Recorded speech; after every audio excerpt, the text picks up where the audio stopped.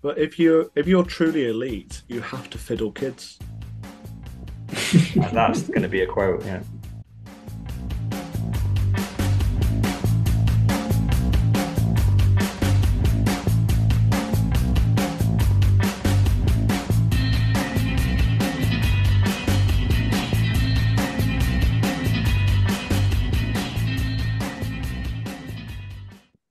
Okay, here it is. This is the world's most bullish podcast, The 4Bs, brought to you by Mr. All In, aka the Trillion Dollar Man, Mr. No, Dr. Evil 10%. I never mess up on the intro. I'm way past this. I'm cool, but maybe it's because we've got so many viewers. We'll come on to that in a minute. So, Dr. Evil 10%, aka the People's Champ, and myself, Sir Neverlook, aka the Excellence of Execution. But maybe I got floundered because she's here, but she's never here, Mrs. No Show. No, she's still not here. I want to start off with a big fuck you to all of the crowds that have been listening because they didn't listen at all. We said don't comment, don't like, don't share. And what happened? Viewership tripled. I know. We went from the week that we'd already 10x. You can't Yeah. 10x and then say, right, that's enough. We need to stay below the radar, and then we get a triple up. So someone broke the first rule of the 4Bs. Don't talk Yeah, about the 4Bs. And so people are exactly. talking. Well, Stop talking. We're going to get cancelled. what we've got is a viewership of people who believe in fundamental freedoms, people who believe in, well, rights. Basically, a bunch of Nazis are watching us. All I heard, once you say the word freedom and maybe the Oh, word yeah. speech next to it, it has to equal Nazi next. So Yeah, definitely. I think that's what really picked up on the algorithm. He used the N word every 5 seconds, and all of a sudden, we just went through the roof because there are a group of people looking for some sort of, some viewership. And yeah, we seem to have catered to them. So the people's champ has gone and done it once again. I'll That's try his, and not say that word this week. yeah. when you say the word the N word, that starts to scare me. I'm like, did we say that? And you're like, Did we say that? Nazi's fine. Like, Yeah, yeah, don't say the other one. The other yeah, one's yeah, even worse. yeah. And I'm definitely not going there. Yeah, Yeah, definitely not. we're looking to yeah, if we're looking to get cancelled, let's keep on doing the same thing that we have been doing. So But it's here we almost are. like it's Normally almost like that's we've got a not bit getting of a viewers, but yeah. part four for FTX and SBF. I don't know if we can call it that again. Sort No, of we the need to. never-ending story. I know Well, we we'll need to find pivot. out. Yeah, we do need to pivot away, but unfortunately, we may have to come back to it. And it's a shame because, here we record in the UK on a Tuesday evening, but tomorrow, in 24 hours, we may have another revelation, which may even mean that we have to, I don't know, put up a bonus spot. And I'm saying it, I'm calling it right now. If he comes out in person on a story that we've got in the agenda today, it's gonna be huge. Yeah, or maybe we downgrade him to like just an FTX weekly, which means he gets one story a week. Mm, Because I must yeah, admit, like now that it's all come out, like so much shit came out in the first week. It was genuinely really interesting how far this fraud yeah, went. But now nothing's going to really happen now for probably a number of years. Even if he gets charged, you're going to have to wait for the court case. All these things take years. So really, it's kind of you want to step away for 2 or 3 years, see how this plays out, and then you can have your opinion. We got a few. I think we got a few interesting things this week. There is, One but for it certain. starts to become gossip and hearsay, and it's not that interesting. conspiracy. The, Yeah, the the first yeah, things we came up with, they were massive and big. Now it's just, oh look, this fraudster who we know is a fraud did a little bit more fraud. You're like, well, yeah, mm. kind of. So uh, what? and I'd like to point out we're still waiting for that sex tape. It is, yeah.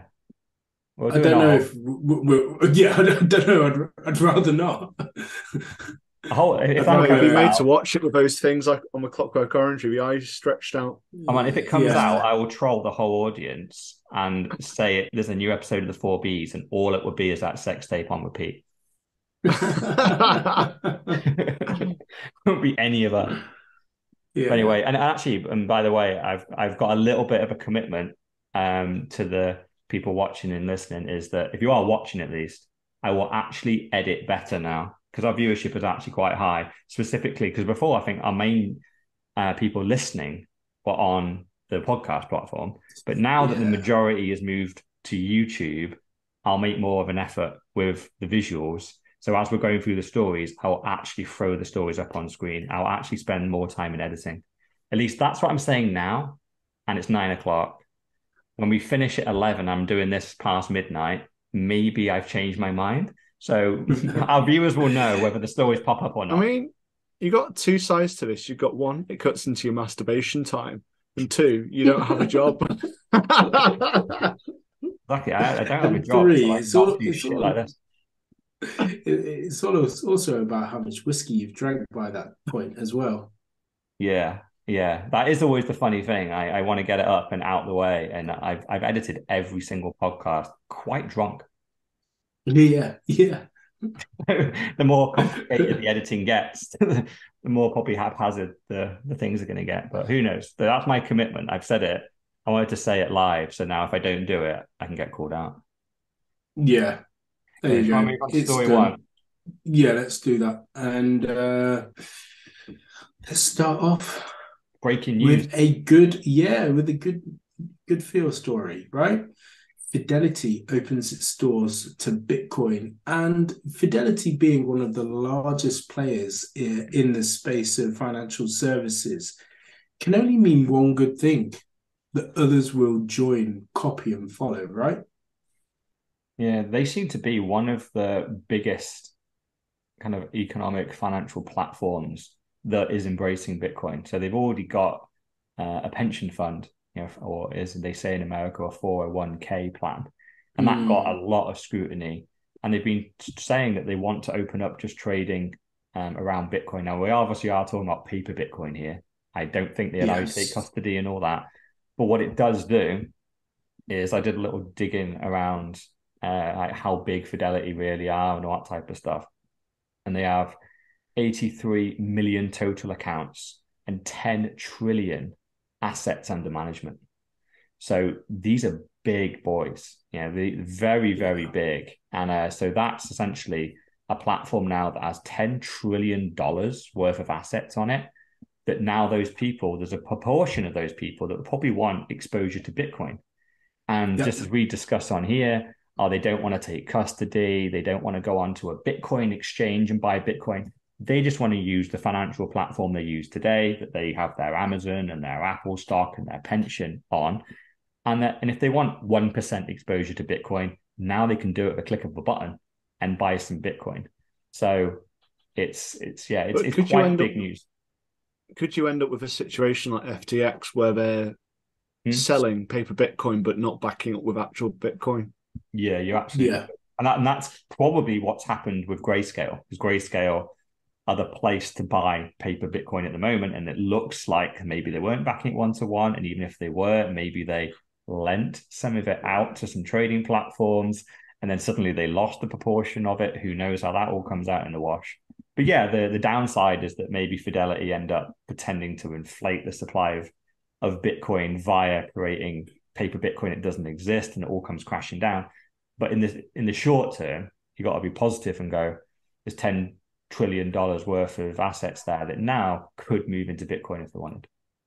For some new Yeah. listeners, it's probably worthwhile just briefly covering what we mean by paper Bitcoin as opposed to, actual Bitcoin, which you would purchase on an exchange. So with an exchange, you are fundamentally buying the Bitcoin and you can take self custody of it.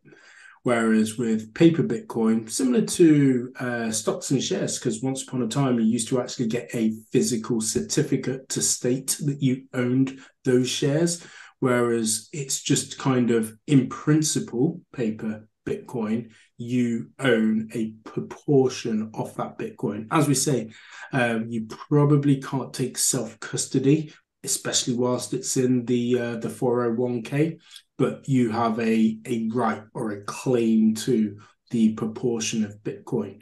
Now, if everybody tries to take a run on that Bitcoin, that's probably where we may see things unfold, and ultimately they may not be able to cover it. Yeah, it's basically it's an IOU, isn't it? Yeah. Because whenever there's no withdrawal, if you can't withdraw to your hardware wallet, then essentially it's an IOU. So on your screen within Fidelity, it will say you own 0.1 Bitcoin, half a Bitcoin, whatever, but you don't really know if there's half a Bitcoin behind that. And obviously the biggest concern, even if it is backed, let's just say it is all backed, they're completely compliant and trustworthy. 1-to-1. It could still get stolen from you, because when a government could pass a law or a regulation and they can freeze that account, they can steal that Bitcoin, they can steal those assets. So for anyone listening, do not sign up for Fidelity to go buy some Bitcoin. It's purely an interesting story for the fact that $10 trillion worth of money can now buy Bitcoin, but do not do that. I would recommend this could be like, I suppose, the mark of what the next bull market will look like. Paper Bitcoin puts up to the top, but then it also will be what causes a bear market in the crypto winter, and it'll come crashing back down to earth when everyone's like, I want my Bitcoin and they can't get it. Yeah, it's a good shout. But it is fun. Paper Bitcoin could be the next bull run. Yeah. And it is fun. We talked about it, what on earth could happen next time, shitcoins, NFTs. But, I think the popular opinion is that shitcoins are pretty much done now, after what's happened in these various crashes. NFTs, they're worth bugger all. Even the ones which were selling for millions, I think they're down to tens of thousands. And fundamentally, this idea about Fidelity, whilst it's good publicity, it is fundamentally fiat. You don't control it, you don't hold it, you don't know what it is. It's the same as holding sterling or pounds, where someone actually is probably manipulating your supply. Yeah, it becomes a little bit too easy. It's like proof of mining, proof of work, isn't it? And if it's too easy, it can certainly be manipulated by the likes of Fidelity and others, and it will easily be replicated by others, and they'll see it as an opportunity to get a quick buck. Now, equally on the other side, and this is the cynic in me, they may be buying Bitcoin on the other side and then holding that Bitcoin, and then just simply say, well, we'll give you fiat in exchange. So that could be the offset. Well, we won't give you the Bitcoin, but we'll give you the money for it, and then they hold the Bitcoin, because ultimately that's where the true value lies. Yeah, that's what they should be doing. That's the Fidelity offer, is every time someone goes on and buys $1,000 worth of Bitcoin, they will buy that off the market. Yeah. So the whole kind of the bullish story of this is, if 10%, so 1 trillion, buys some Bitcoin, that is $1 trillion buy of Bitcoin. And that is bigger than the entire market. So we get a double up, probably more like a quadruple up, if that was to happen just on Fidelity's assets. Correct. So that's where it is. It's such a large amount of money. Yeah. And weirdly, 10 trillion is about the same market size of gold, which is kind of, that's the secondary boss, isn't it? We want to overcome the gold boss, overcome that market cap. And once we're over that, it's pretty much clear water all the way up to the US dollar. So that's a biggie. But yeah, the targets, surely, maybe this like I said, it's starting to become a bit clearer that the next bull run or halving will coincide with Fidelity, Vanguard, all the big investment companies coming into paper Bitcoin, pumping up price. But it's just what form it takes. We'll have to wait and see. Well, pensions need something, don't they, really? Because stocks are on their arse right now. So they're looking for where can they get yields from. And I guess they'll be betting on people moving into this market as a form of liquidity and getting extra money. Yeah. Go on then. Should we move on to the middle of the agenda, which essentially is the FTX SBF horror show? That's what you're all here for. That's what you want. Let's skip the starters. Let's get into the mains. It's probably in the thumbnail. I don't know what the thumbnail will be yet, but it's probably SBF. Yeah. So this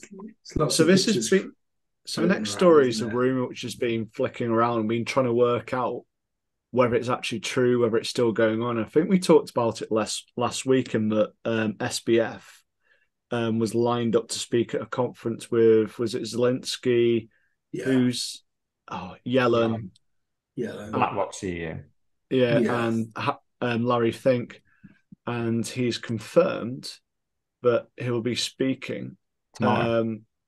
With who's Andrew Sorkin? He's the host, so he's basically the. Because the thing is, like, there's loads of people. I guess all those people we just mentioned are going to be at the event, being spoken to. But he's being interviewed by Andrew Sorkin. He was a CNBC or MSNBC kind of anchor. So he's an interviewer.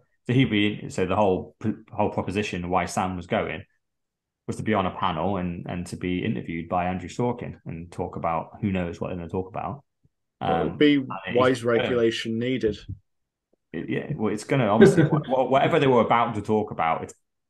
I didn't think he would be even going at the time when we were talking about it last week. It was rumored that he was under arrest somewhere in Barbados. Clearly, he's free enough to join this event, and they're clearly going to have to change their questions, because it can't be, oh, you're Mr. Regulation, you're Mr. How you do crypto right.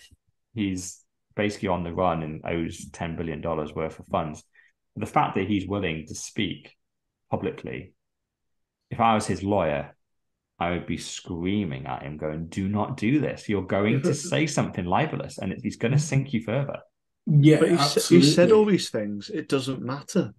He funded the Democrats so much, and he was washing money. They can't touch him. I feel like he will be there, but he'll be there via video link, because if he was to come back to, go to New York and be on American soil away from the Bahamas, again, he just puts himself up for arrest immediately. Yeah. He's being wise, kind of use that loosely, by keeping his head down and staying in the Bahamas. Some say that he was fleeing or trying to flee to the Middle East, where there's no extradition laws. But, he's also putting himself in direct personal danger, because people have lost thousands, if not millions, everyday people who are screwing right now, especially when times are already hard. You've got Christmas coming up, bills going through the roof. Whack him off. I'm sure everyone else would probably club together to pay for you to get out of prison. So, it'll be interesting if he does try to do it. Yeah, I think the arresting, I kind of do wonder whether that's actually happened, because it doesn't even seem to be getting talked about. Whereas I think you talked about the threat of individuals who have lost a lot of money, life savings. I think that's a much bigger threat for him. Yeah. Yeah, it's weird. We obviously think he's a bit of a protected guy and he's got high up connections, but his interactions with the press since this has all happened have only damaged those relationships, surely. The screenshots of the text messages we saw last week, and then whatever he's going to say tomorrow, he's just so loose-lipped. He's exposing the whole scam, saying that he only said these things to people liked him, gave him money, and trusted him. He didn't believe in any of it.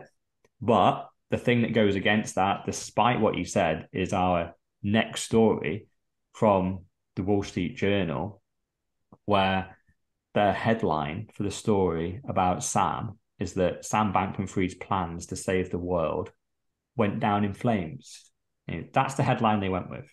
Not that he stole billions of customer funds for his own frivolities and just kind of went crazy with it.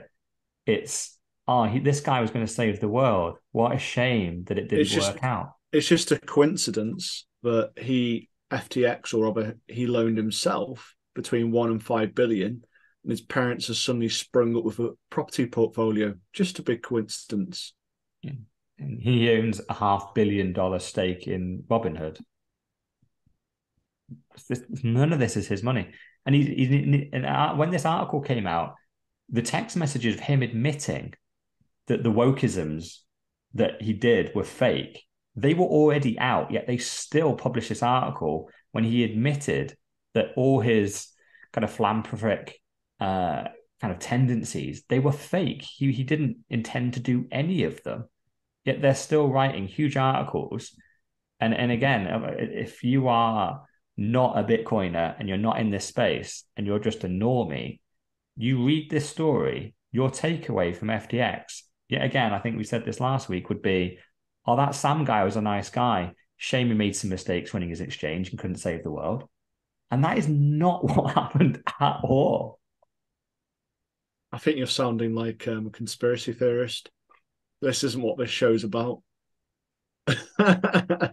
And well, I love Elon Musk's response. He's number one, right? His reply to this is Wall Street Journal giving foot massages to criminals. Like, boom, there you go. From the owner of Twitter, from the richest man on the planet himself. You've got He's willing to put himself out. You got Saylor responding to him. What is it? Sam counterfeited billions in tokens via securities fraud, inflated that by billions more via accounting fraud, seized billions from customers via banking fraud, corrupted the establishment with the dirty money, then panic sold billions and stolen Bitcoin to crash the market. And you've also got Dan Held, which is very simple. Fact check, he never wanted to save the world. Yeah. Saylor's there as well. He replies to his own tweet saying, it was never a plan to save the world. It was a plan to steal the world. And you've also got Corey at Swan Bitcoin, who I think put a screenshot of one of the texts up. So I feel bad for those who get foot by this dumb game we Westerners play, where we all say the right shibboleths, and so everyone likes us. I just don't know how long the media and press can keep on going with this for. But I suppose it's just going to disappear soon, so they won't have to. Yeah, they've done the whitewashing already, haven't they? Provided they all do their one story covering the FTX crash, it's all about what the headline it says, and they've chosen. Like, most people don't read the articles, right? If you read the article, it does go into some of the fraud, but most people just read the headline and click off, and or just see it as they're scrolling, and they'll just think, oh, that FTX guy is going to save the world. That's nice of him, and it's just an outright lie. And this is what we said when it very first came out. Let's see how the media and then the regulators treat him. And so far, he's been treated like one of the boys, one of the insiders, like we suspected. As a kind of comparison, I think is your microphone working? Sorry, yeah, I just hit my mute button by accident. Is that picture of him semi-jacked real? No. No. I think it's just some Bitcoiner or just someone taking the piss has put it up, and it's just a bit of a meme. Yeah. He's been training in the Bahamas. The picture of him that you've seen him jacked, it's in the article, but his body is very different in the article. No, what I mean by was that ever out? So I know he doesn't look like that. Oh no, it was never in the article. Like, that was just screenshotted afterwards. Okay, cool. They're not whitewashing that much, where they're pretending. I was gonna say, because to the average person that has never seen him, them thinking that he looks like that, I was just like, oh no, this is too much now. Yeah. But I think kind of like final thought about this one is Bernie Madoff was sent to prison within 24 hours when his fraud was exposed. Whereas now we're on, 3 weeks or so with Sam Bankman-Fried. And he's still not in prison. Otherwise, he'd be getting passed around like cigarettes. Ross Albright as well, isn't it? When he's doing Silk Road, the second they caught him with Silk Road, he went to prison, no bond, no bail, never saw the light of day, and got sentenced to 200 years or something crazy in there. Yeah. What normally people connected to Bitcoin or crypto, they throw the book at you straight away. And obviously, normally you're a flight risk as well. Yeah. And like someone like Sam is absolutely a flight risk. He still has the means to disappear. So you would go and get him straight away. And the fact that he's still hanging around and confident enough to do talks at random events is just shows how comfortable he is going, I'm just going to chill in Barbados. I know no one's coming. And why does he have that confidence? Yeah, and he's got the billions probably to have his private security so no one can touch him as well. But again, you know, in the US where people just carry guns like you carry your phone in your pocket, it's strange to me that he would ever try to put himself in that position, security or no position, no security. Well, maybe he's going to get jacked, grow a beard, shave his head, and then he'll be unrecognizable. Yeah. Okay. Another little story. I was going to say that the next story is really interesting, right? So, did they buy a bank, as in FTX? They invested 11.5 million into a bank called Farmington State Bank, which was the 26th smallest bank in the country, with only 3 employees with a net worth of around 6 million. But was this just a front in order for them to be able to launder money through with no one knowing? It's a viable investment. It seems like good investment to invest $11.5 million into a bank which is worth 6 million. Yeah, nothing to see here. Well, the thing is, having started a bank myself in Puerto Rico, I do know one of the hardest things in the US to get hold of is a banking license. So I don't know why the net worth of this bank say 6 million. I'm guessing that's how many funds they had or whatever. But because FTX are based in Barbados, them getting a US banking license would be impossible. No, there's no amount of money that they could pay to get it. You have to be based in the US in some shape or form to have a US banking license. So that's why this is so weird. So how did FTX essentially gain control of the US bank? It was a tiny one, but it meant they had a US banking license. Yeah. What that enables them to do is a whole host of financial maneuvering within the US completely legally, because they could do it through Farmington State Bank. And when someone suddenly went, what the fuck are FTX doing in the US? They're not allowed to do all this type of stuff with US customer funds. They could go, it's been passed to our subsidiary, Farmington State Bank. They have a US banking license, and that's completely legit. So I'd imagine what we have uncovered here is something they were planning to do in the years to come. They were going to do some dodgy playing of games. Well, it looks like they're starting to wash money through it, but it hasn't got up to massive totals yet. Yeah, exactly. Yeah, this is a great way of getting money from Barbados into the US. You know, they literally had their own bank. So who's running the fraud team? Who's running the compliance team? FTX are running both. They are both ends. Yeah, I get this part in terms of buying the bank and then washing the money through here. But what I still don't get then is why are the media still continuing to pump these false narratives out? Because, you know, it's all there plain to see. And it may have started off absolutely legit in terms of a business. It's turned out that it's not legit. They've bought a bank. They're then laundering the money through. But why aren't people calling all of these details out in terms of connecting the dots? Well, it's the type of media. So I'm guessing the people who report at the New York Times, it seems to be literally got your religion A, Democrats, you got your religion B, Republicans. And it's literally like he's been washing money for the Democratic government. And so thus people like Washington Post won't report on it. I mean, New York Times, I'm guessing since they reported on it, they're Republican backed. That'd be my guess anyway. But the money he was given was to Democrats in the end, wasn't it? Yeah, exactly. Yeah. So the Republicans are going to report on it, whereas the Democrats, like I said, it's just another religion, isn't it? Yeah. Politics. So they're like, didn't happen. Like, what's his name? Hunter Biden didn't happen. But there's videos of it and there's pictures. Didn't happen. That's a conspiracy theory. It's the same as this. It's like he's linked to the Democrats. He funded them, so it didn't happen. Yeah. And they're in power, so what they says goes. And I guess that's why you need shows like this to bring you the real. Yeah, because the thing is, it's even this, like, not only like why are they not covering this, the big story is how did they gain control of a US bank? Because the US bank, to get a banking license, that all needs to go basically to the FBI, to the IMF, to the Fed. Yeah, it's massive. You have to go to the top of the top to get a US banking license, right? It's why this one, the 26th smallest bank, and only have 3 employees.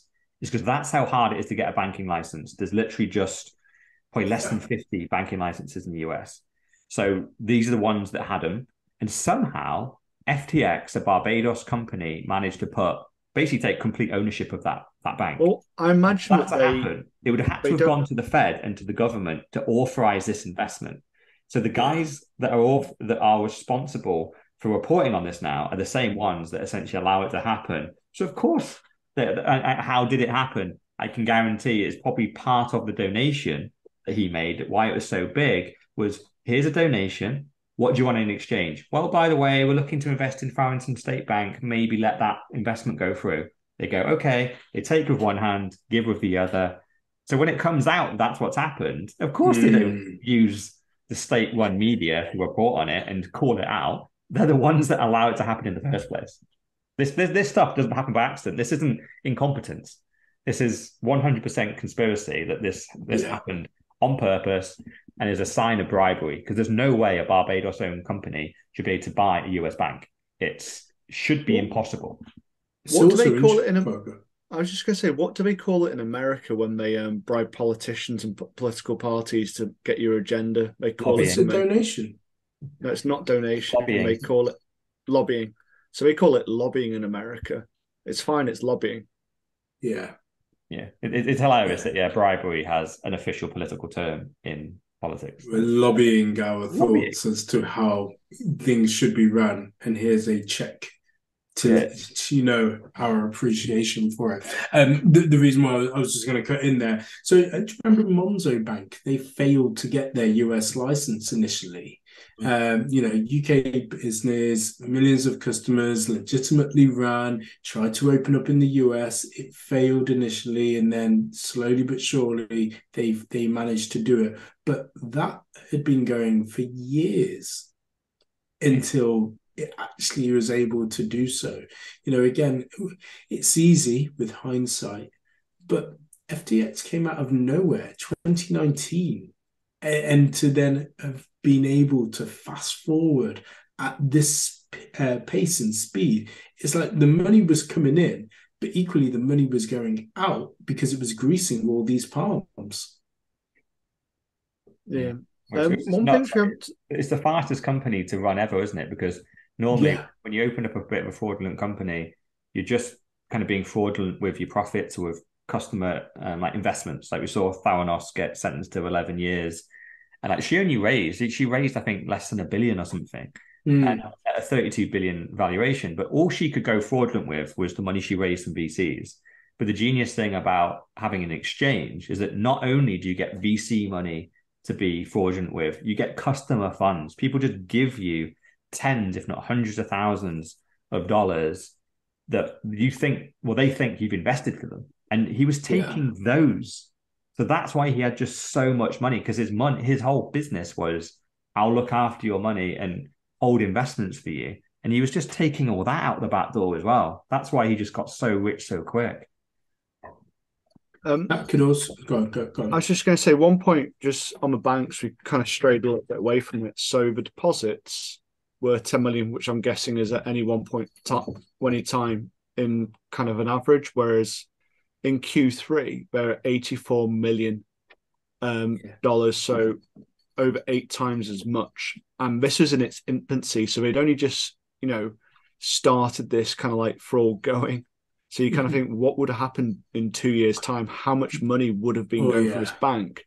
And it was from 4 new accounts where the majority of this money came from. So it wasn't existing. It wasn't just, by chance, a billionaire who banks with Farrington Bank has started depositing. It was, it's 4 new accounts, lots of money coming. Yeah, that would have been the inside circle, wasn't it? Caroline's mom and Caroline's dad. Yeah.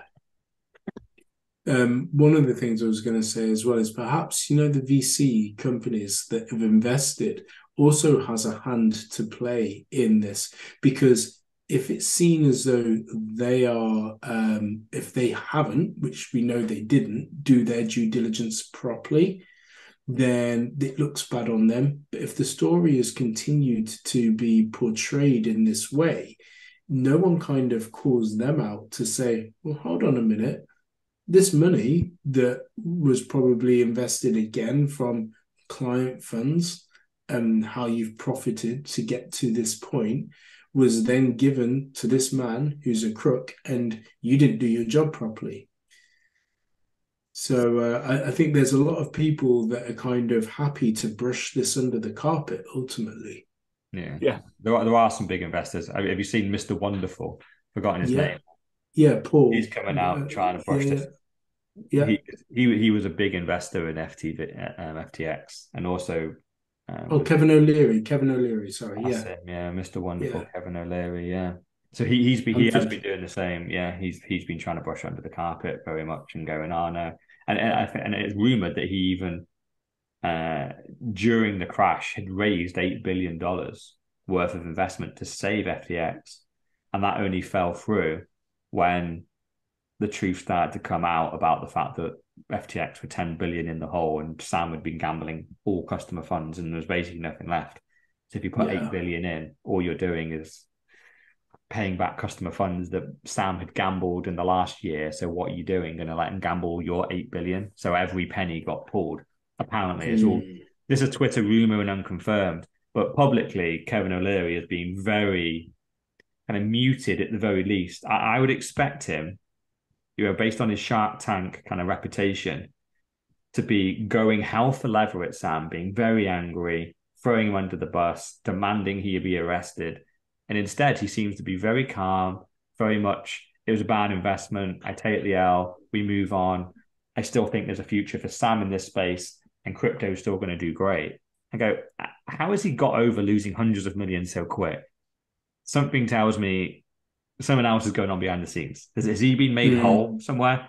Has Sam managed to go, Kevin, don't worry, I've got your money over here. Just it's in this account. You don't tell anyone you got it in this account, but here's the number for it. It's in a random Barbados bank account. It sounds, this whole thing. Everyone that is positive about FTX or Sam, it just reeks. It just doesn't reek of sincerity. That it doesn't follow what their normal personality traits, which just means I think they've been paid off and they're not being genuine. They're not being authentic. It's true. Well, we got a story here. One of yours, so never look. Yes. So this was an interesting one, right? So someone had leveraged themselves and it was actually negative £157,000, $157,000. So owed FTX money and tweeted this. Now, this tweet has gone on to get just under 30,000 likes and just over 1,000 retweets. He's claiming that, I don't have to pay that back. But has he shot himself in the foot? Because ultimately, Eric Zhu has now exposed the fact that he could be lined up by the creditors to then have to pay this back because they know that this is funds owed to them, which would then ultimately go to the people that have lost money in FTX. Sorry, so it goes to the people who've lost money. I think we know it'll go to the administrators on their hefty expenses. Well, the administrators that should be doing their job correctly to give those that have lost their money back. But this guy, so have you clicked on this guy's profile, Eric Zhu? Yeah, he's 15. No, I haven't. He's 15, so I'm like, he's Charlie. I don't think so, Zamal. Do you think he's changed that though? Yeah, I'm pretty sure it's just a troll, but I don't think you can go that far negative in an account. But it's an interesting thought experiment because I'm sure there are some people that did have negative balances on FTX. Who knows? The thing that I've heard about FTX is that it was actually extremely well coded. So it's the thing that you can kind of give to Sam. He seemed to be the lead developer on the platform. It did seem to be extremely robust. So allowing people to go 157 grand in the red, I don't think you could do that on FTX. You can do it on certain platforms when they make mistakes. And you could let some 18-year-old kid kind of start his account with 10K, run it up to 2 or 300K, and then slam it back down into minus 157. And then good luck getting that money back. You're going to be phoning up some 18-year-old kid in America going, we want 157 grand. He's going to go, dude, I work in McDonald's. You know, you can have your money, but it's going to take me 12 years. And they're like, shit. So I think his platform was actually extremely robust, but it does bring up the thought experiment of what would happen if you did. And yeah, what we've just said would be spot on, which is extremely stupid to admit it, because this essentially would be seen as an asset for the platform. This is a debt that needs to be paid. So the auditors and the creditors that came in, they'd obviously be trying to see what the assets were and what the liabilities were, and any debts would be seen as assets. So this guy who owes 157, if this was true, they would have some of the best lawyers in the land coming after him to make sure he pays his debt, because they would be incentivized to do it, because like Dr. 10% just said, they'll be getting the money. It's very unlikely it gets as far as the customer. The customer is way down the feeding tube. They're at the top of it, sucking up all the food. So they would be coming after you. So the last thing you want to do is admit it. You just got to hope that the records get lost. I was just going to say that 157K, that would be some nice nights and some sweets. That would be, some lovely dinner, some champagne as a celebration of getting that 157K. Plus, trip to some bars and some titty bars. Yeah, we got the 157K, and this is how we intend to spend it. Through private booths in Miami nightclub. Yeah, which is a great segue into our next story. I like what you've done there. It's like we've all of a sudden become professional. Can't go that far. No, not at all. So FTX were propping up the Miami scene in terms of, again, all your customer funds that you were plowing into it, they were out the back end living the life. So Miami is the party central, but was also actually trying to become the Bitcoin central or crypto central hub for the US. You had was it the mayor of Miami was asking to be paid in Bitcoin, or taking his salary in Bitcoin for a year or so. Naturally, you've got a couple of payments. It was. Yeah, you've got the Bitcoin conference as well. That's the every biggie. Year. That's the big one, isn't it? The Bitcoin conference, which is annoying, right? Because shitcoiners essentially took this over, but it was during COVID, right? So the Bitcoin conference always happened in San Francisco, because I've been for a couple of years before that, and the conference was pretty small, 100, 200 people. And then COVID happened, all lockdown happened, and obviously they missed a year. I think they missed the whole of 20, might have even missed 2 years, might have missed 2020 and 2021. So then 2022 came along, and they wanted to hold it in San Francisco, but they were still locked down, didn't allow events. But Miami opened up. They obviously are a red state, being Republican. Are like, fuck all the lockdown rules. Do what you want now. No masks. Don't care about vaccinations. Just fucking do what you want. It was free. So Bitcoin Miami happened, and it was the freaking biggest event of all time. Like 20,000 people went. Biggest event in Bitcoin by a million miles. Yeah. All the reports that came out of it was, as much as it's supposed to be about Bitcoin, not shitcoin, shit tons of shitcoiners went. And they were. This is in the middle of the bull market, right? The fuckery of shitcoins. Your favorite guy Mayweather was there pitching some Bitcoin, pitching Mayweather NFTs and all that kind of shit. And then they were all there, like there was some Bitcoiners in the crowd booing him, but there's plenty of shitcoiners going, "Fucking yeah, you go, bro." And no, but you know what? I think it was 21 because. Yeah, because I'm sure Mayweather was against Logan Paul that year. Yeah, and it coincided. It was the next day. Yeah, it was exactly. It was just like, oh yeah, I've got a fight the next day. He did this on the Friday, and I had a fight on the Saturday. He clearly wasn't taking it quite seriously. No. Maybe I'm getting my years mixed up. Yeah, he was getting paid on the other side, always round, wasn't he? And weirdly, he had some kind of Ethereum fork on his shirt that went bust about 2 weeks Yeah. later. Him and Kim Yeah. Kardashian, I think, had it on a shirt for 2 weeks. It went bust. It was a massive pump and dump, and they're both being sued by it now. It's Yeah. kind of funny how quickly these scams unreal, but yeah, this is where it all comes from, right? So it basically came from shitcoins, and now there's a load of Miami clubs that are quite used to selling $50,000 tables that have bottle service and the top shelf liquor, and it was pretty much they got used to it, and it's 95% men, all these crypto bros, and they just disappeared. It's just Yeah. desolate now in Miami. The whole crypto scene has died. And yeah, because guess what? It wasn't Bitcoiners buying 50 grand tables. We're not fucking stupid. was gonna 50 say grand for a table in a club. Come a on. high roller in Bitcoin with the holes in their shoes and like the holy jeans and their stinking stretched holy t-shirt. They're not going to spend 50K on a table. But maybe it's a call. Maybe this article's calling out to you, the $1 trillion man. They need your money in town. Buy a 50 grand table. Also, it was a signal for the top as well, wasn't it? Yeah. In hindsight, it's just so fucking obvious, isn't it? Yeah, exactly.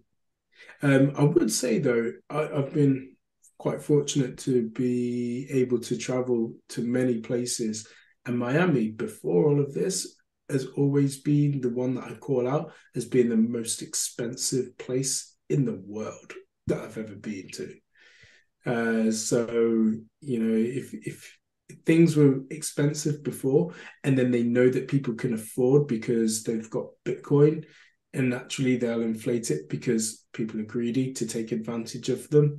Yeah, God knows what they were making in the good times. Yeah. It's just sad in reality because people can make money in shitcoins, but you got to be smart. And you can just see that the people that were making money, the only money they took out, they spent on 50 grand tables in a nightclub. Yeah. Like, dude, I really hope some of them actually bought actual real life assets like a house or a car or something. Mm. At least they then got something to show for their shitcoining. But I just know most of them didn't. Most of them just wanted to party and then held everything else in shitcoin. And it's gone Uh, down 99.5% now. And they're Some just may have totally wrecked. They got some good some, nights out of it. That's it. some may have taken my profits and put it into things like BlockFi, tried to get a return on it. yeah. Oh, Yeah, I see what you did. But linky, linky. yeah, but before we do that, I do think because not only maybe these Lambo and Bitcoin bros are guilty of this, but we've seen the exchanges, we've seen miners and others just never actually kind of forecast and have that forethought that this isn't going to last for forever, and so they don't prepare for the bad times. They just think, oh, it's all good right now, and we'll just continue to roll as is. Again, I don't really want to reference another podcast, but I will in regards to Pete McCormack had a miner, like a guy who was the head of a miner on his show, and as we know right now, miners are going out of business, and the return on mining isn't great right now. But they were very, they're guilty of doing exactly the same. All the good times were there. They were making money tenfold, and now they're bust or going bust. And it just makes you think, why? Like, why don't you put some aside, or why don't you invest a little bit better? And it's every company in the world is going through the same thing. This isn't just Bitcoin or crypto. I think Mm, Bitcoiners are almost the only people that are slightly immune to it in the fact that we kind of just hold a lot of our net worth in cold storage. But if you look at the entire stock market, what's happening to the biggest companies in the world right now, they're laying off 15 to 50% of their staff. And where did mm, most of those staff get hired? They got hired in the last 5 years. They didn't need to hire these people because they're proving they didn't need to hire them because they're now firing them again. But money was free. Credit was essentially free, 0% interest rates. And people just thought it was going to last forever. So they just loaned loads of money. They hired everyone and it was just risk free. They were just throwing it at the wall. And then eventually the 0% interest rate stopped. And suddenly now it's 5, 6, 10, 15% to loan money. And, oh, we can't keep lending now to pay for all these people. And reality hits and suddenly everyone has to start cutting back. So it's easy in a bull market. And we've kind of been in, at least for the stock market, almost like a 20-year bull market. Yeah, absolutely. It's been So 18 years or so, I think, when I checked. So Bitcoin is like, we do have our little 4-year cycles. We have like a 1 year bull market, and then 3 years of down, then 1 year of up. We have ours nice and compressed. The actual stock market is like 20 years of up and 10 of down, 20 years of up, 10 of down. It also goes against the kind of the rules of the game, in the fact that debt is seen or was seen to be the right way to play the game. And stocking large cash reserves, the likes of Apple do it, the likes of Berkshire Hathaway do it, and we kind of laugh at them because you're like that money is just rotting. Yeah, but to be fair, it's hard to say. It rotted less fast than the stock market did this year. Exactly. And so now they are ready to continue to. Now they'll start spending money now. Yeah, exactly. Yeah, they'll buy all the technology and companies who are they've been looking at, but been like, ooh, too pricey. Now it's 75% off. So I was reading something about Michael Burry. So, I don't know. He's kind of a favourite, but also not. And he talked around the fact that the whole stock market is a giant bubble at the moment. So it is waiting for a massive pop. And whilst I think we disagree with him, he does understand markets in the short term. So he's always very good at predicting, because he'll see all the signs and go, it's going to pop, it's going to pop. And I think he's exactly spot on here. It is a giant bubble. There's too much debt. There's too much newly created money within the stock market and forced pensions, etc. So you're going to end up with that big pop happening at some point, and that's really going to be when people go, oh, we are in a recession, because there does seem to be a bit of a debate about that right now. I don't think there's any debate. We're there, aren't we? Oh, but they still like to claim we're not. Yeah. Well, it's one of those, isn't it? It's like trying to get a lawyer to admit something. He just changes the definition of what the thing you're trying to say is.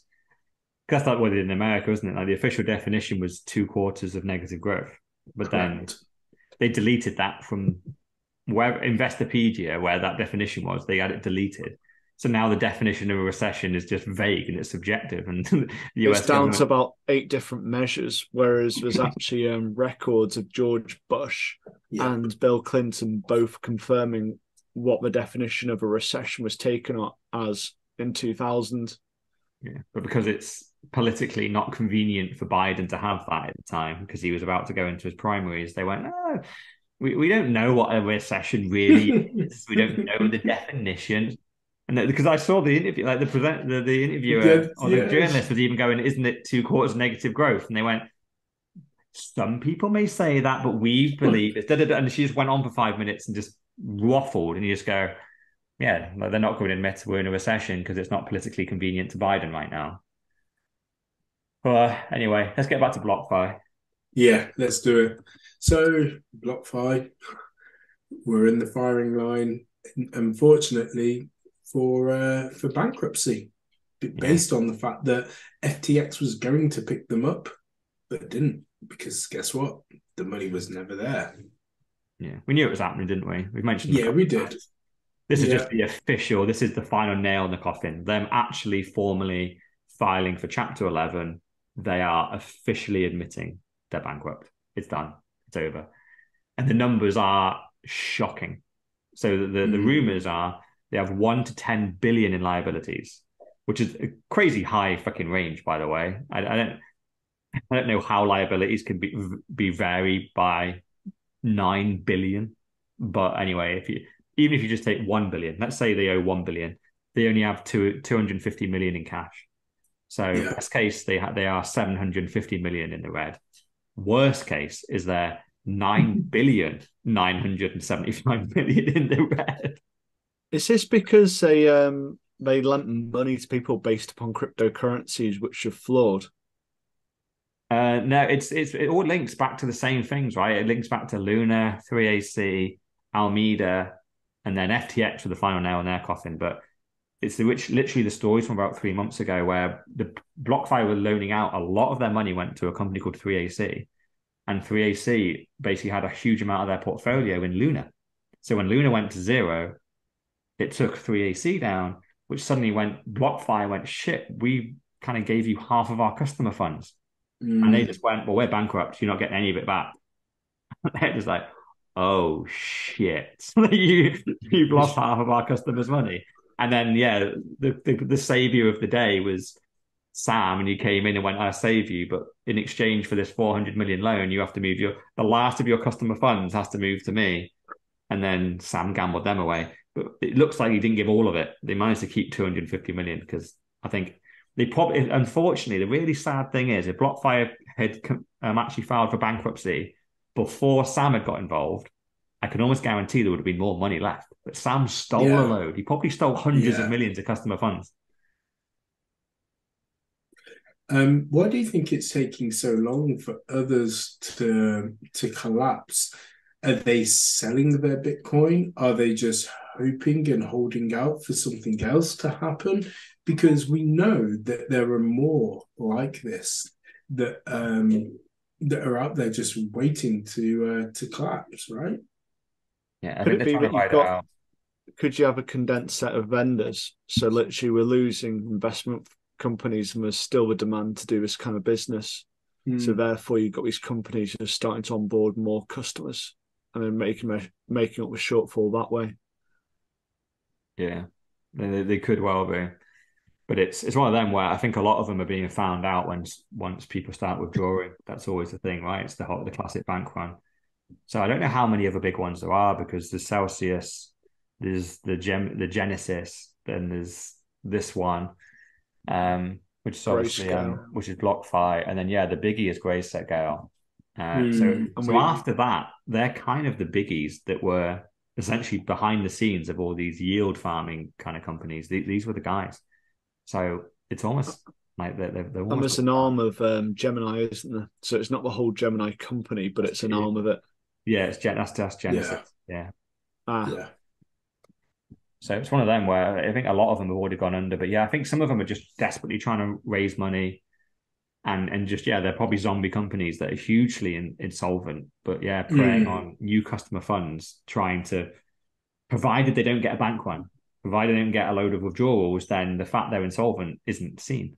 So maybe they're smaller and they're going unnoticed, but if one person does a tweet about them, then suddenly it's going to shit up all their customers. They're going to try and withdraw, and then that's going to force them into insolvency and then bankruptcy.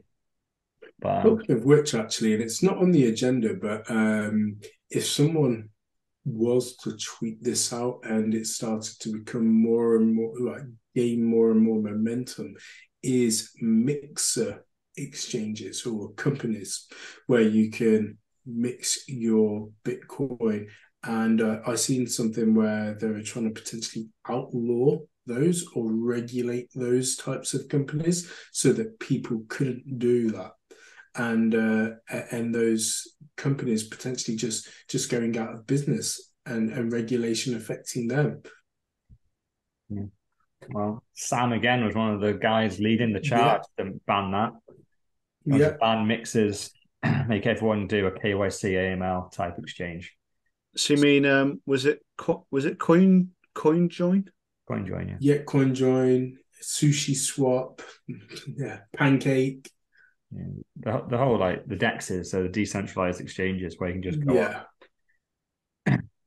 Because I guess that would have drove all of those customers over to him. It's one of those where we've seen it all the time in various regulated markets. One of the big reasons why you would push for regulation is not only to play nice with the big boys, but it's basically to build a moat around you. Make it really, really expensive. Make it that you can't even run an exchange unless you have a compliance team of 100 people.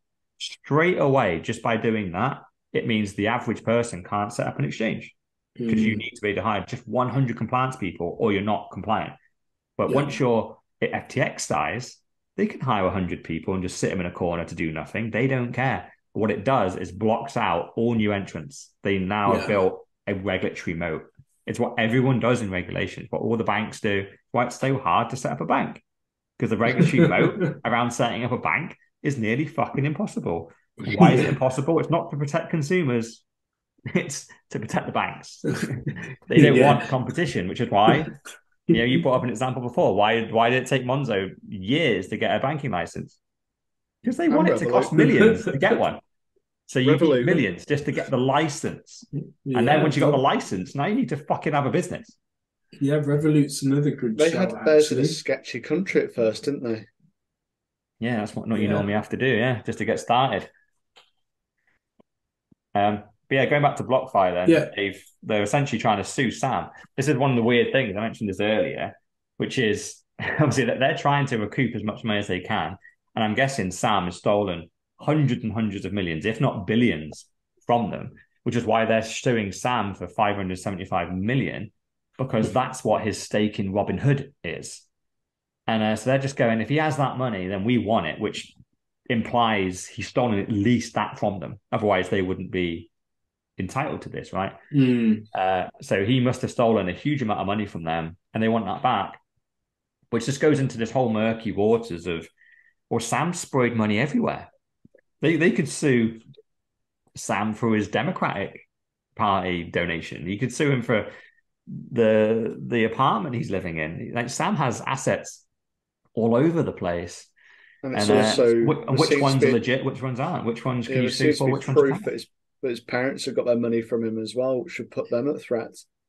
And I'm sure it's hidden in many different bolt holes as well. It's very strange. It's almost like the money in FTX and maybe the money in Sam's bank account seems to be up for grabs here. But if he's invested it in Robinhood, it's gone. Don't know where it is. Yeah. He's like, no, we do know where it is. He has $500 million in Robinhood shares. He should be forced to sell those and then the assets put in to the liquidation of FTX. But it seems like, no, BlockFi can go after them, which is weird because like even BlockFi shouldn't be able to go after them. It should be, that's FTX money, really. And because that's FTX customer funds, it literally is. That's someone's money that Sam should not have put into that company. But then BlockFi, its customer money is, well, it's just which one has the priority. Yeah. Yeah. And I would, well, personally, I would pick that FTX needs to be made full first and then BlockFi come in second. But because they're almost like they're owed money. They're like a creditor. And also it was always a risky idea, which I think was quite obvious. Yeah, BlockFi need to make their own customers whole. It's their fault they gave it. They gave away half the funds right at the last minute. You got to be so gutted. If I must admit, like obviously, so many people pitched BlockFi. They were the lead fucking advertiser on so many Bitcoin podcasts. Yeah, and obviously, all the Bitcoin maximalists were going, "Don't do this. Do not use BlockFi." And then, oh man, who knows? Like, who knows what may have been the case if they'd have just freaking gone bankrupt 2 weeks before they did? Because if they had, maybe they'd have paid back, say, I don't know, 50 cents of every dollar. Maybe they've had half of the money. Maybe they only lost half. But then Sam got involved and he freaking took the rest. And now they're probably going to pay back 2 cents in the dollar instead of 50 cents. It kind of sucked, but not your keys, not your cheese. You kind of. That's the one. But yeah, I love this tweet, right? So we're just going to leave the FTX bit here, but there's a tweet from a guy that I have no clue who he is, Ayoko2718.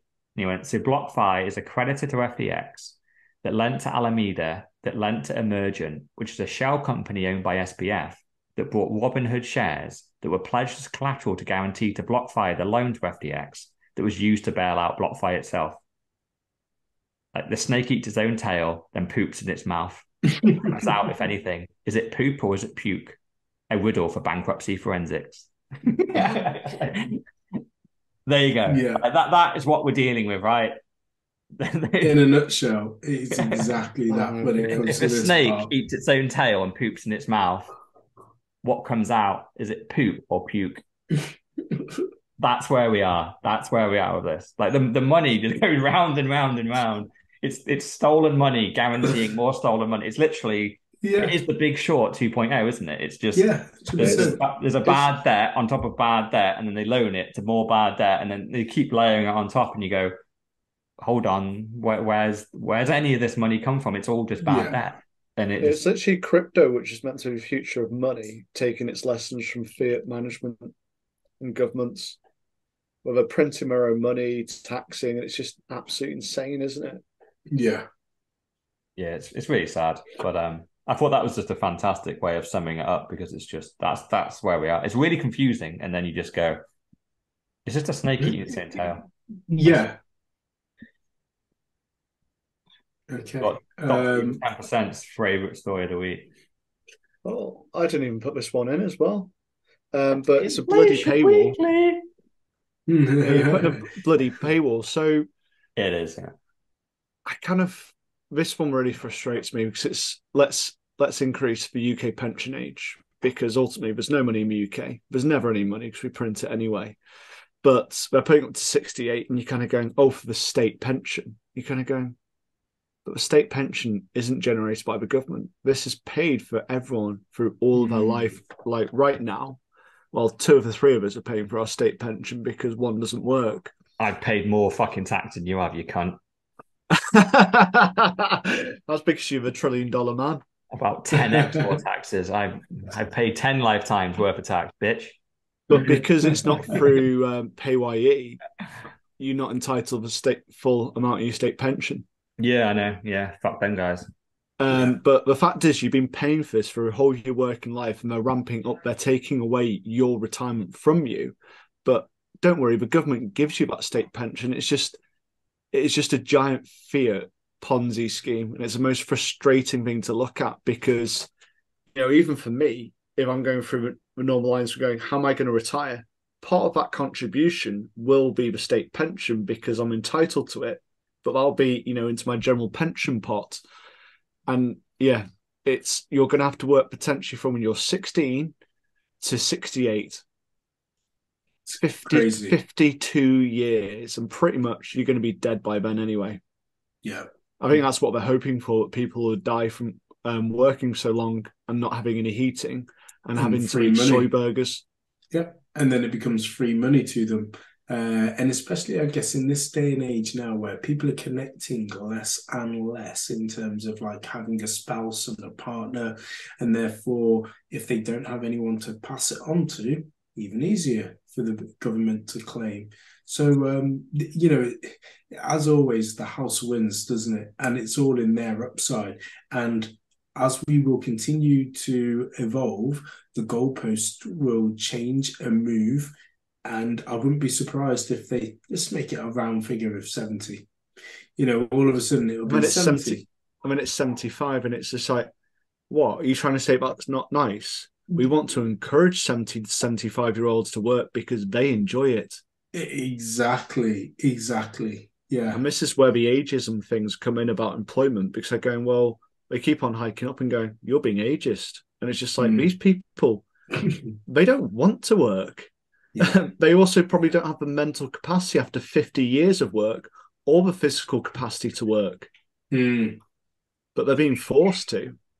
And it's literally like, if this was a private company, you'd be like, I'm not paying that subscription. You can fuck off because it gets lost somewhere. You're doing it on piss-ups. You're doing it on you're siphoning the money out. I'm getting no return on this. And so it kind of does make you wonder, like, if it was a subscription base, you go, I'm not going to pay for the state pension. I'm going to take that subscription and put it into my own investments. How many people would actually do that? But obviously it would topple what's going to the government if you lived on that kind of subscription. Because it's things like your council tax. I don't pay council tax because I don't actually get any benefits from it. And that's what you kind of hope in a Bitcoin world, but you would lead towards, where you go, this doesn't work for me. I'm not paying. Well, they don't want that, and they'll never want that, because ultimately it's not any money that they're going to be getting. And as always, it's short term, isn't it?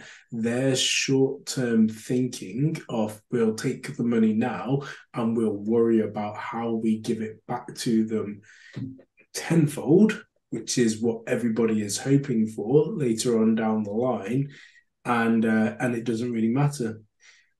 Yeah. There is an alternative to all of this, which is you don't pay into your pension and you invest the money. Don't be a baby, episode 69, and you take it and you place it into Bitcoin. That then becomes a deflationary asset instead of an inflationary asset or an inflationary commodity in terms of your pension and the money in fiat, which is being inflated away, and then you'll get that money back.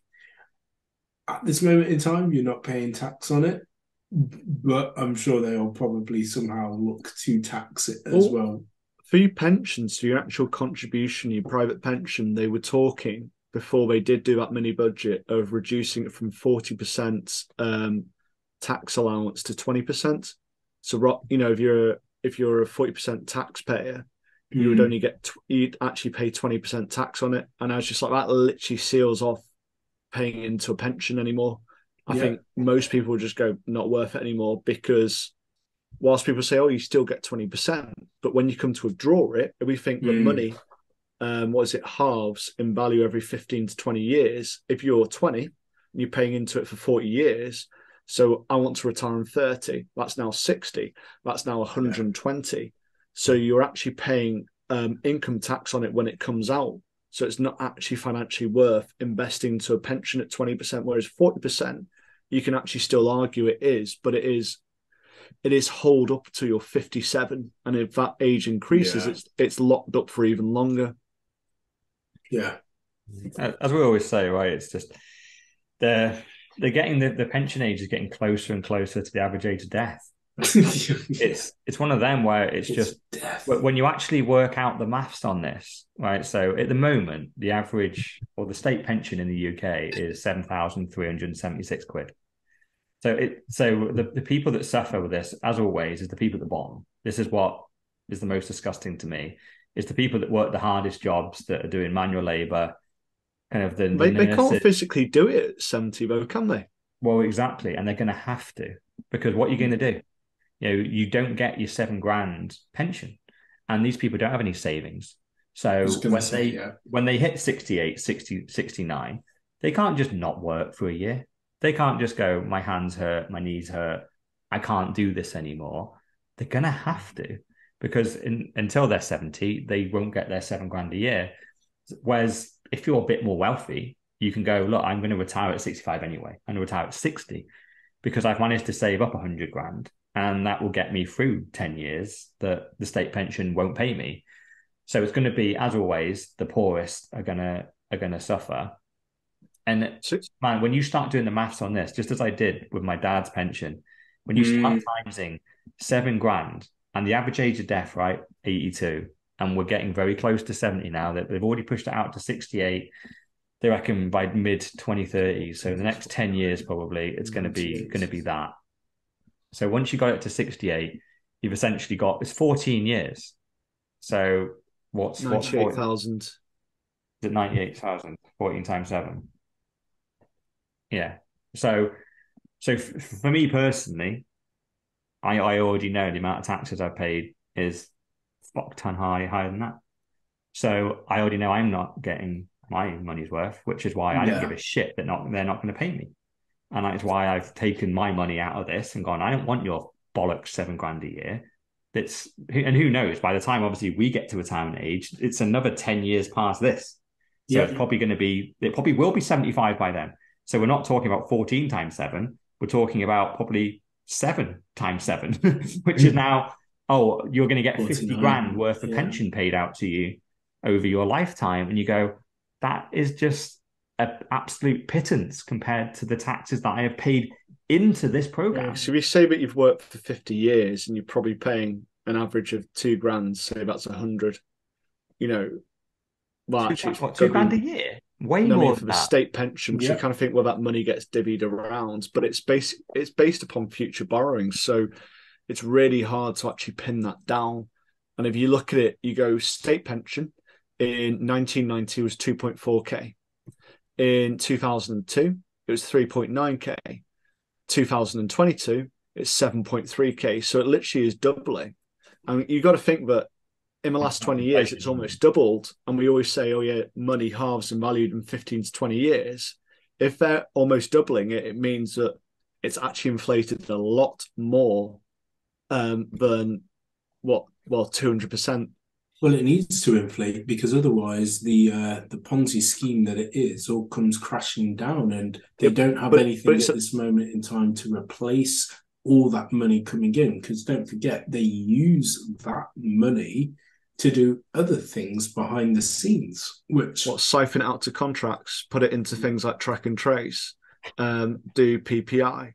But yeah, if you think about it, if they're willing to admit it's the 4Bs cancelled. Yeah, but you think they're willing to admit that it's almost halved? We need to do some maths on the inflation rate of pensions, because I think the inflation in pension is actually the real inflation rate. You know, it gets nowhere near CPI. This is flying up. So I've got a feeling we might have actually got close to the real inflation rate of the UK. I think it's higher. So it went up significantly in the last year because they printed so much cash, but it went up like 8%, and we know that 8% isn't the number. I'm just saying, like, roughly from 1990 to go from $2,500 to $7,500 in 30 years, tripled. Yeah, which it probably is still behind, but it's well ahead of the CPI, right? Oh yeah, what we saying? So this proves that the CPI it's a better measure. Yeah, this because undoubtedly, I don't doubt that we're still getting screwed, so it's still going to be behind. But this is well above CPI. Like the CPI, back in the day, was probably 2 to 3%, and this probably needs to be like 12 or 15. It's probably in reality, but the actual figure should be 12 to 15. Yeah, and we talked about it. Was it last week or the week before? In the fact that CPI, they pick certain products, so certain products are picked because they're subsidy funded. So you think with government subsidy fund grain, and so we go, we'll put grain in the baskets, because they're subsidizing it, the price doesn't go up as dramatically because that's coming from the inflated money. So they're always putting it in the right places. Whereas you pick things like the beef, you pick things like energy, you pick things like housing, which you actually need to live. Those are the ones which are going to give you a more accurate representation of what inflation looks like. But then with energy, the one thing which does always fool you is they have price control set in place, which is why we've seen a number of energy companies go bust. But anyway, one thing which I did want to say about this is I Googled the title and it came up with a Daily Mail link, classic, and I read some of the comments. So what do you think the number one comment was about? Is it the actual value, or because I don't think you're talking a bit too highbrow. I was on Daily Mail, mate. Okay, then they're just talking about the age. It was top comment: all to pay for illegals, disgraceful.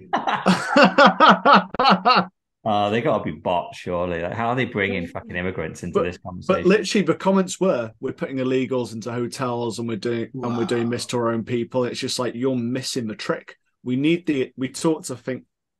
At least I've spoken to Sir Neverlook about this. Is we need the illegal because we've got a decreasing population, so therefore we need people to work, and also do the jobs that we don't want to do. With the Keynesian theory, you can only increase the monetary supply as the population increases.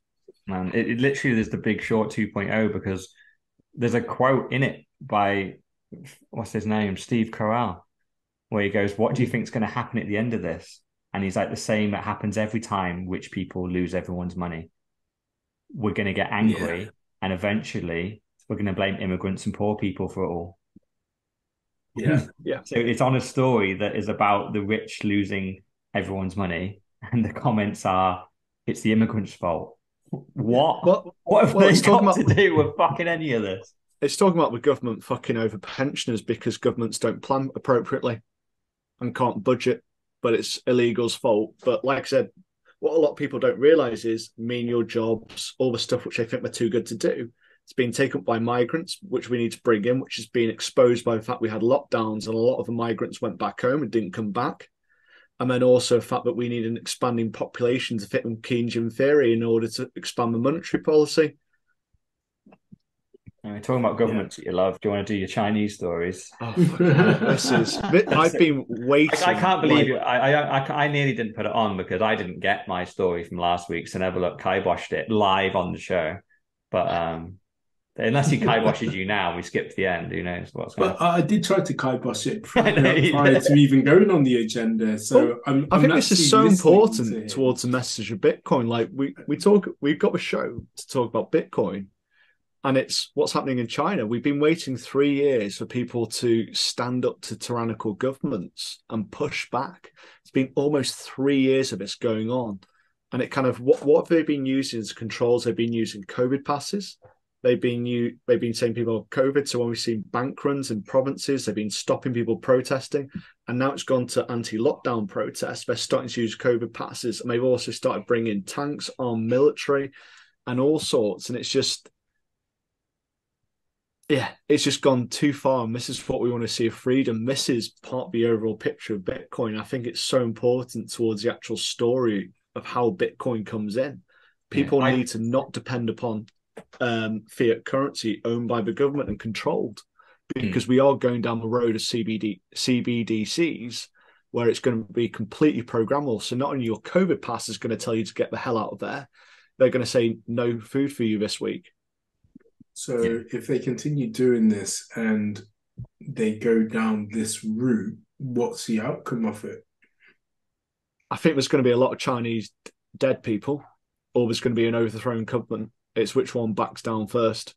And I just think that you look at this, I'm reading a book called, The Failure of Nations, and it talks about these kind of governments. So it's extractive. So you got inclusive, which is where people can profiteer. So a typical capitalist government, whereas your extractive are typically things like socialism, communism, and whatever China is at the moment. And so where they're going, the government, the people are the most important. You don't have any real property rights. And this is what China do. They boom for the first 20 years or so, which was seen by the USSR, which people forget about. But then it hits a certain point where it stops booming. People get really unhappy, or the government starts to push down on the people too hard. And this is really what we're seeing. And it's which one's going to break first. Is it going to be the people, or is it going to be the government? Because the government are going to start massacring them. And there's no two ways around that. And it's what happened in Russia. They massacred a load of people. And Russians really didn't want to stand up to their government because they don't want to end up dead. They don't want their family to end up dead. Right, the question I would ask about this, right? Because I agree, right? So I do agree that I like putting essentially political kind of stories in, because we are trying to separate money from state. So when the state is being over authoritarian, usually it becomes coming from fiat.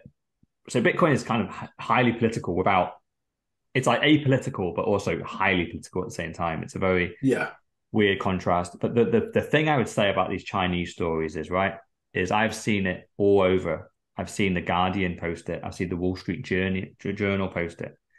These are known woke bullshit media or publications that post a load of nonsense about all the other protests that's happened. Dr. Evil, you even put in our group today 2 stories. The Chinese one saying they're called brave and great that they're standing up. Yet this time last year, how dare these conspiracy theorists in the UK and America be protesting? So suddenly we are being very pro-protest in China, but very anti-protest. And obviously our next story on this is also Trudeau coming out, talking very positively about the Chinese protests, whereas obviously he was very anti the protests when the truckers were outside his house. So my question would be, are we being fed anti-Chinese propaganda here? I think my theory is what we're being sold is China's weak and China's being authoritarian. Oh, look, they're nearly going to fall. And some of the videos I've seen of the riots is 2 or 3 people throwing a few stones, knocking down a wall, and then like 200 people behind them filming it. It kind of gives me Jan 6 vibes of, is this real? Is this a real riot? Or is this a bit of a staged riot where, oh, look, the Chinese government look weak? Do they? Do they really? I think they could squash this in 10 minutes if they wanted. And but they're also, their economy is barely running at the moment. And you kind of think that China is all about growth. Like, so I was speaking to Sir Neverlook about this, and it's, you've got, are they A, so scared of COVID, which has barely killed anyone in China, or are they B, got some ulterior motive to it? But it's at what point, so you keep on pushing the people again and again, at what point does it snap and you're ruining the economy and they want to be the leading world superpower? So that's what I don't get is it's not one, it's two, but I just don't understand what the end goal is of No, I this. don't. it's strange. But the fact is, once I see The Guardian, I saw an article of The Guardian reporting on these riots, and they were going, they're massive, these people are brave, they're standing up to their government on these authoritarian things. That is the same fucking paper that was calling me a Nazi and a conspiracy theorist for doing the same thing a year ago. But you are still. Yeah, and I still am somehow, probably, yeah. And Um, it's just, so I just and we go, also I'm didn't smelling a cover. lot of bullshit here. So I straight away, I start to come back from it. You know, once it seems like, oh, look, all these protesters are winning in China, and I'm being told it from everyone, I'm like, nah, no, I don't believe you. No, no, calling bullshit, because you've all lied on everything else before, especially on this topic. So I just, at the moment, I just don't know what the fuck's going on. I don't know if there's any protests in China. Who knows? It'd be interesting because I don't think that the individuals in China have ever thought about protesting because it's just not in them. Xiaoping rules with an iron fist and they know the Tiananmen Square, consequences right? of it. Yeah, exactly. Exactly. Well, that was a big But protest. It didn't go well, but they protested. have They have protested. have They did the Hong Kong protest as well a year or two yeah, ago. yeah. Again, didn't 1,300 go well. arrests. No, exactly. 1,300 arrests from that one. And it's not just the individuals either. It's the families because they run such a tight ship. If you do something wrong, your whole entire family has to feel the detriment of your fuck up. And they make sure that that happens as well. Yeah. Um, If I was to yeah, guess what's going on, I do think it's just a little mini microcosm of they're stress testing everything in China. yeah, If I was to guess, which is just they're just pushing people to their limits and then seeing how they can control people because they have them all essentially on CBDCs. They have them on a social media app and an internet that is all owned by the state. yeah. So they're going, right, if we just keep pushing them, we want them to riot. We're literally pushing them to riot status and then going, do our controls work? Can we push this million people to the point of rioting and then cut off all their finances for them and their family? What happens? Do they stop? Do they carry on? Where do they go? What's the next tactic? What do they do? Do they start, and then once they learn all this, once they learn the human condition and they learn what our responses will be, they then can prepare for that. And I think then they will go, right, when they roll out the great reset to the rest of us, they go, we already know what you fuckers are going to do. We know what happens when you push it too far. We know what little points of pressure you're going to start pushing, and we've already got our defenses in place. That would be, I honestly, China was used as a bit of a beta program. It's a billion people they used us to test on. Yeah, it's hard to argue against because it's just so odd. And people, what is it? If they get test positive for COVID while they're out, they can't go back to their house if it's in flat. So they end up sleeping in tents on the side of the street. It's absolutely insane. And like would say that Mr. Hall is a conspiracy theorist, but it doesn't make sense one bit. Do we end on a Bitcoin related story? I was just about to go and say that. So how do we link that back to Bitcoin? Yeah. Well, this is about freedom, right? So if you want to be free of it, because one of the biggest things that they can do is cut off your finances, right? So if you test positive for COVID, if you test positive for whatever thing, they can freeze your bank accounts. And once they've frozen your bank account, you can't pay your rent, you can't buy food. But if you have Bitcoin and you got your ledger or you got a wallet, you still got your money. The government can't cut you off from that bit. So it'd be the importance of if we're right and this is a beta program and they're going to roll this out across everyone, having self-custody of your own wealth is going to be absolutely paramount, because if you have that, you're taking away their biggest threat to you. They can cut you off from a lot of things, and cutting you off from your money is probably one of the easiest things they can do, and also the most damaging. Yeah. Obviously, and you can also, keep going down that hierarchy of needs, because you need your money, but then you need your energy, you need your water, you need your food. So you can keep going down that and trying to be as self-sustained as possible, which is what I'm trying to do right now. But the first one is very easy to do. Being financially independent by having custody of your Bitcoin. Everyone can do that right now. Yeah. It's long term. It's taking money off the state, and so they can't do stupid policies. Yeah. They're literally a small government who have an actual function rather than just layers of bureaucracy and edging for more and more control. They're limited in what they can do. They're there to serve the basic needs of what are actually needed. Yeah. Did you guys ever see any of the interviews with Andrew Tate post being cancelled? And he talks about the way that he was cancelled, like all of his accounts were just, one by one. But the way that he was able to articulate the fact that, even down to his Uber account was cancelled there and then. But Kanye West said it just the other day, that he said his Apple Pay was cancelled. And he openly said, I didn't kill anybody. I didn't hurt anybody. I just said something. And then, yeah. And all of a sudden, I have no access to money, which again screams to the fact that if they can do it to him, they could do it to you, and they can do it so easily. Now, of course, there's ways around it, but those guys do have the means to be able to, get money and have money. The average person doesn't. Well, this is where CBDC's nightmare comes in, because it links everything together. And it's literally a click of a button, bump, everything's gone. Yep. Yeah. And have you seen the Balenciaga kind of fallout that's happening? That seems fine. Everything's perfectly normal about that. Nothing to see here. And and obviously, ironically, they were one of the first ones to distance themselves from Kanye when he came out around him not liking Jews. And then they've obviously now been investigated as almost part of that. People went, oh, right, Balenciaga, distance themselves from Kanye. Here, Balenciaga again. Oh, they're the guys that sound $2,000 t-shirts. And then people started digging in all these satanic images. They've got a lot of big brands, haven't they? Yeah, and they've now been exposed as having a lot of kind of child sex trafficking imagery, and just lots of in their catalogs, isn't it?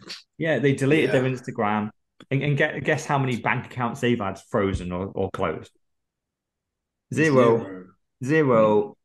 And it's just, but if you're connected to the government and you're part of the clan, then you're fine. But if you're speaking out against government, oh, guess what? You get closed down. But if you're truly elite, you have to fiddle kids. That's going to be a quote, yeah. But it just want to make the highlight reel even better, yeah. It is worrying. Like I don't know what the fuck. I don't even want to go into that one. Let's just skip the story. Let's go on to Ledger at the end. Let's just get to Ledger, because it's Because Ledger came out the other day, and I can't remember the actual story or how much they quoted, but essentially what Ledger said was they quoted a huge number for how much crypto is stored on their devices. And that shit a lot of people up, because they went, well, how the fuck do Ledger know how much crypto is on their devices? Are they monitoring it? Do they know who they sent it to? Are they storing this stuff? So the story we've linked to is essentially, he is the VP of engineering at Ledger. And he's clarifying that, don't worry, we haven't used any personal information. It's all anonymous. We're using public data, and we're just, I honestly don't really know what you're saying. He's trying to go, we're just kind of guessing based on the blockchain, what addresses might be ours, and that's where the customer funds are. But he's quite vague and he gets called out a lot in the comments. So my takeaway from this was, well, shit, I use Ledger quite a bit, and I'm a little bit scared by this revelation that do Ledger hold some type of personal information? Might it be an IP address? Might it be something? And is there a way, if Ledger were hacked, is there a way of someone finding out what Bitcoin I have based on their database? Because they've sent me a ledger 8 years ago, but don't know what your guys take. Well, it worries me. It was even before this. It was when all the FTX stuff started happening. I started looking at Ledger and going, can I really trust Ledger? And you thought I was looking at a completely different angle. You thought I was insane. But it's just, a third party involved with storing your Bitcoin. Yeah. And so it does worry me, and I'm solely dependent upon Ledger as well. So it's like, if they've got my data around how much I have, potentially my IP, my address, all linked together, is my Bitcoin properly safe using a cold wallet? Memo, it's more than 10%. It's one of these, it's literally making me think like, oh no, I'm gonna need to code my own freaking hardware wallet or something nuts, aren't I? Because a lot of their code is open source. You can read it yourself. So Ledger Live is open source, because that's where a lot of people think they're getting it from, right? They think Ledger Live, it's not the device itself. That's kind of a dumb device. It's a USB. And largely just it is very, very secure. But Ledger Live, what people are rumored to be saying is, well, the Ledger Live kind of works throughout the ledger, and it has your balance, it has all your addresses and your totals in it. And is it sending it back up to HQ? Because it shouldn't be. It should be just on your device, and that's what people are worried about. So I don't think there's any risk of your funds being at risk of loss directly. It's just your privacy and your wealth amount could be at risk here, which isn't a good sign. And look, Ledger is a shitcoin company at the end of the day, so we expect them to make mistakes like this, even though they're clarifying it and going, don't worry, everything's fine. That we've had a lot of don't worry, everything's fine stories over the last couple of weeks, and the week later everything was not fine. It's normally when someone comes out and says everything's fine, that's a oh shit moment. That means the next update is, oh yeah, by the way, we've had 50 million people's accounts hacked and their balances all hacked along with it. So please kind of hide, because everyone knows how much Bitcoin you have now. But I saw an article that said sales in Trezor were up 300%. Now, Trezor is a private company, Ledger private company. If I was able to buy into either, I certainly would be, without a shadow of a doubt, when things like FTX has certainly come out. And obviously we've seen that people are now starting to take more self-custody of their Bitcoin. But I think equally people are starting to wise up to the security of their Bitcoin as well. Pot 70. But ultimately, if we can't trust the security of your Bitcoin using the likes of Trezor or Ledger, then I'm at a complete loss as to what to do next. And I'm thinking, fuck me, what I'm currently on the Trezor website having a quick look. Well, Coldcard. I go on Coldcard. Coldcard's Bitcoin only. Trezor is a shitcoin exchange as well. So Coldcard's the one. Okay. And I also think that this is, without a shadow of a doubt, what if I was a criminal, what I would be looking to do. I believe there's going to be a hack into an exchange, not the ones that we've just seen, FTX, because I don't believe that was a hack. But you must be having people 24/7 trying to get into the likes of Coinbase, the likes of Kraken, Gemini, and equally the likes of Ledger as well. Oh yeah. Well, people have talked about forever that the way to hack it is obviously trying to become an employee there, but also they buy in chips and various devices that makes the ledger device. So the supply chain is a massive risk, because what you could do is become an employee for a chip that is higher up in their supplier chain, code in a back door. Yeah, that's external. Yeah. So it looks like a little memory chip that is 100% secure, but you've coded in a very hidden back door. Let that go on to Ledger. And then once Ledger build it in, they think it's all secure. They send it out. And you, as the guy that hacked that chip, every single person that gets it, you can just walk in through the back door. So it's always been the risk, which is why I always say, don't update your devices too readily. Keep them nice and out of date, because if any weird update like that happens, because we know at the moment all the devices we have don't have these back doors, because they'd all be stolen. So they don't. So we're good now. And so whenever an update happens, don't update too quick. If Ledger come out of a new version, a new Ledger device or whatever, don't be the first one to buy it. Let people buy it first. Let's see what happens. But yeah, I think the world of hardware wallets is going to. I do think one of the next biggest hacks, maybe. We've had the exchanges. Maybe we have a hard wallet hack. Maybe we have one of them. Yeah, I think so. That could be fucking painful if yeah, I don't even want to think. So it's one of them where, in reality, this has kind of got me thinking, going, I need to up my game and get off hardware wallets, really. I probably need to try and figure out what is an open source hardware wallet type device, and just kind of take some code off GitHub for Cold Card or whatever, and try and bodge something myself. I don't even know, because otherwise you are dependent on software updates and hardware updates from suppliers, and who knows what could happen.